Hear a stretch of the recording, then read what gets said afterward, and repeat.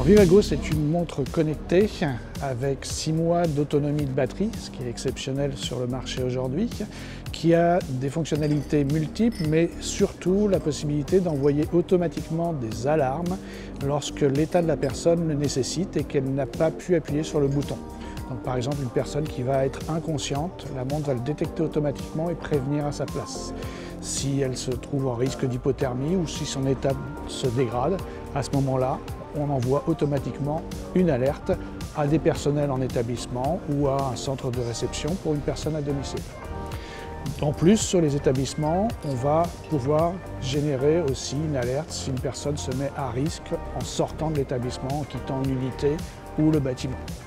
Et puis, grâce aux capteurs qui sont dans la montre, on peut également monitorer le sommeil de la personne, son agitation, sa déambulation nocturne. Et en fait, ce système, par sa simplicité d'utilisation, mais ses fonctionnalités évoluées, peut être utilisé à la fois pour des personnes âgées dépendantes en EHPAD ou des personnes plus autonomes en résidence-service ou à domicile, puisqu'en fait, elle est présentée sous forme d'une véritable montre et ne stigmatise pas la quelconque dépendance de la personne.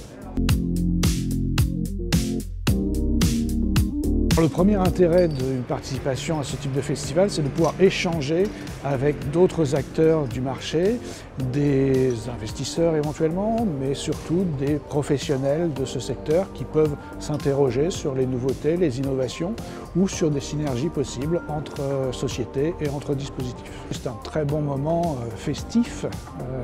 effectivement se retrouver après quasiment 2 ans de rester cloîtrés dans nos entreprises et de ne plus pouvoir échanger ensemble, c'est effectivement un très bon moment. Et puis ça redonne une dynamique et de l'espoir sur les années prochaines et les prochains mois qui seront très importants. 2022 sera la continuité probablement de 2021 avec une croissance de l'activité et de la demande que l'on commence à constater. On a eu effectivement cette période délicate, mais nous rentrons en post-Covid avec des demandes fortes sur ce type de dispositif,